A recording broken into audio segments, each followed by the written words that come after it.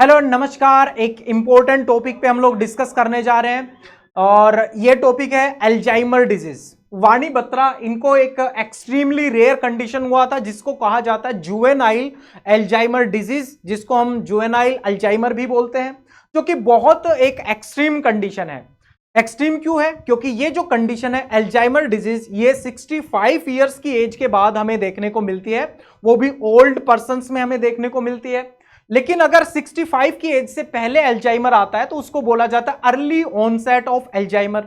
लेकिन अगर 30 से 40 की एज में अल्जाइमर आता है तो उसको हम लोग बोलते हैं जुवेनाइल अल्जाइमर। तो इनकी 30 से 40 से पहले की एज थी, तो ये कंडीशन थी जुवेनाइल अल्जाइमर, जो कि एक बहुत एक्सट्रीमली और रेयर कंडीशन जो है ये है। लेकिन इसमें प्रॉब्लम क्या आती है, सिम्टम्स क्या आते हैं और अल्जाइमर क्या होता है? एक ऐसी न्यूरो डिजेनरेटिव डिसऑर्डर जो कि प्रोग्रेसिव है, मतलब आपके न्यूरॉन्स कंटिन्यूली डिग्रेड होते चले जाएंगे। प्रोग्रेसिव एक ये कंडीशन है, तो टाइम के साथ साथ ये कंडीशन और वर्स होती चली जाती है। दूसरा मेजर कॉज है ये डिमेंशिया का। डिमेंशिया को हम लोग कंसिडर कर लेते हैं कि भूलने की जो बीमारी है। अल्जाइमर डिजीज में सिम्टम्स क्या आता है? एक तो मेमोरी लॉस हो जाती है, ठीक है, मेन सिम्टम तो यही है, मेमोरी लॉस हो जाएगी। उसके अलावा जो नॉर्मल डेली टास्क है वो करने में प्रॉब्लम हो जाती है। छोटी छोटी सिंपल सी कैलकुलेशंस नहीं हो पाती है। ये चीज कहां रख दी थी मैंने थोड़ी देर पहले, उसका भी पता नहीं। डेट और टाइम का पता नहीं कि डेट क्या है, टाइम क्या है। और जजमेंट जो है वो भी बिल्कुल पुअर जजमेंट हमें देखने को मिलेगा, ठीक है। मेमोरी लॉस हो जाएगी, confused with time and location. तो ये मेजर सिम्टम्स है। न्यूरोमस्कुलर प्रॉब्लम्स भी हो जाएंगी, वो तो है। अब ऐसे क्या क्या रीजंस है जिसकी वजह से ये सारी कंडीशन आती है कि भाई मेमोरी लॉस हो गई, मेमोरी लॉस हो गई, टाइम का पता नहीं, ठीक है, डेट टाइम का कोई पता नहीं है, टाइम और लोकेशन के साथ कंफ्यूजन होना कि क्या टाइम है, लोकेशन क्या है, ऐसी जगह पे खो जाना जो अपने ही घर है, आप खुद के घर में भी खो सकते हैं इस कंडीशन में। ये सारी की सारी कंडीशंस जो है वो हमें देखने को मिलती है। इमोशंस जो है वो भी चेंज होते रहते हैं फ्रीक्वेंटली। ऐसा क्या होता है? देखो वाणी बत्रा के केस में जुवेनाइल कंडीशन थी, उसके लिए अलग जीन्स रेस्पॉन्सिबल है। ब्रेन में जो चीजें होती है वो लगभग सेम सी है। तो अगर हम लोग बात करें कि लेट ऑनसेट ऑफ डायबिटीज, मतलब जो ओल्ड पर्सन है उनमें डायबिटीज के लिए जो मेजर जीन है दैट इज एपोलाइपोप्रोटीन E4 जीन या E4 एलील, दैट इज। उसके बाद अमाइलोइड प्रीकर्सर प्रोटीन, एक तो ये जीन रेस्पॉन्सिबल है। PSEN1 PSEN2, ठीक है, ये जीन्स रेस्पॉन्सिबल है किसके केस में? अर्ली ऑनसेट और फेमिलियल अल्जाइमर डिजीज। वाणी बत्रा के केस में ये जीन्स रेस्पॉन्सिबल है अल्जाइमर के लिए। ये ओबेसिटी की वजह से भी हो सकती है, ठीक है। हाइपरटेंशन, डायबिटीज, ओबेसिटी और स्मोकिंग, इन सब की वजह से अल्जाइमर डिजीज हो जाती है, जिनके ये सारे सिम्टम्स आते हैं। तो ऐसा होता क्या है ब्रेन में कि ये डिजीज होती है?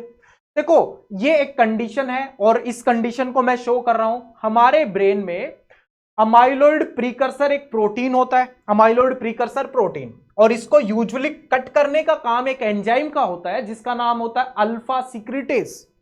एक एंजाइम जो कि मेम्ब्रेन बाउंड प्रोटीन, जो कि न्यूरॉन की मेम्ब्रेन में एक प्रोटीन है, उसको कट करने का काम किसका है? अल्फा सिक्रिटेज का। लेकिन सर्टेन जीन्स के म्यूटेशन की वजह से बीटा और गामा सिक्रिटेज, ये दो एंजाइम है, ये इस अमाइलोइड प्रीकर्सर प्रोटीन को गलत तरीके से कट कर देते हैं। तो जब गलत तरीके से कट कर देते हैं तो हमारे पास बनता है अमाइलोइड बीटा पेप्टाइड। अब अमाइलोइड बीटा पेप्टाइड मिलकर के बनाते हैं एक ओलिगोमर, और कई सारे ओलिगोमर मिलकर बनाते हैं amyloid beta plaque. Amyloid beta plaque, तो प्रोटीन के प्लेक बना देते हैं, जो कि क्या होता है? Amyloid beta plaque. अब ये अमाइलोइड बीटा प्लेक किस किस चीज के लिए रेस्पॉन्सिबल है? न्यूरॉन डिग्रेडेशन के लिए। हमारे जो ब्रेन में जो न्यूरॉन्स हैं वो डिग्रेड हो जाएंगे, ठीक है, उनमें डेथ होने लग जाएगी, उनकी डेथ होने लग जाएगी। उसकी वजह से अगर आपके ब्रेन में न्यूरॉन कम होंगे तो आप में आपके ब्रेन की एट्रोफी हो जाएगी, ब्रेन श्रिंक कर जाएगा। तो ब्रेन का जो मेजर एरिया श्रिंक करता है वो है सेरिब्रल कॉर्टेक्स, और दूसरा एक रीजन है जिसका नाम क्या है? हिपोकैम्पस। ये दो मेन रीजन श्रिंक करते हैं क्योंकि क्योंकि बीटा अमाइलोइड प्लेक इन दोनों रीजन्स में ही अक्यूमुलेट होते हैं, इकट्ठा होते हैं। ये हो गए मेन रीजन।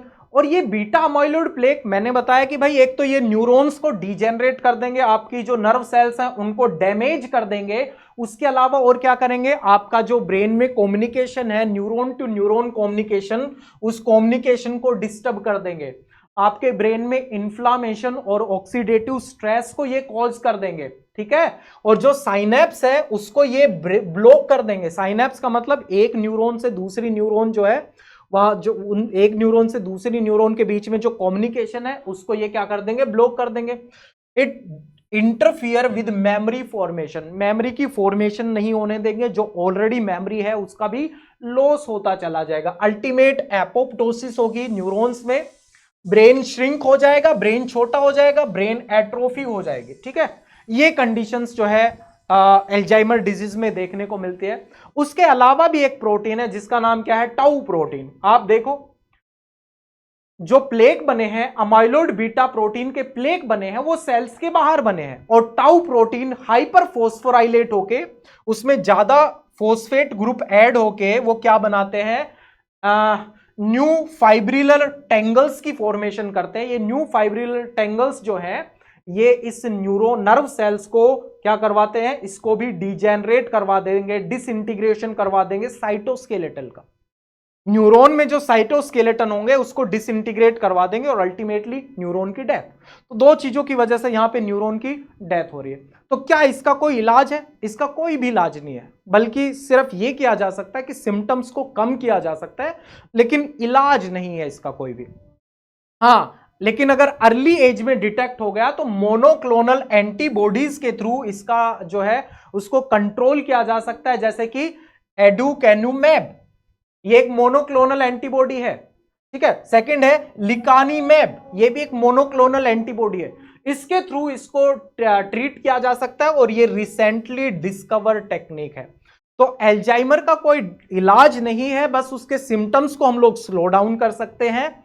और अगर ये जुवेनाइल एल्जाइमर है, मान के चलो 30s और 40s में स्टैब्लिश हो गया, तो आपकी एज को लगभग 10 साल तक ये कम कर सकता है। तो ये एक neuro degenerative, progressive neuro degenerative disorder है, जिसका मेजर रीजन क्या है, जेनेटिक रीजन भी हो सकता है, लाइफस्टाइल रिलेटेड भी हो सकता है, और जिसकी वजह से ब्रेन में लॉस हो रहा है न्यूरॉन्स का, वो है बीटा अमाइलॉइड प्रोटीन्स के प्लेक।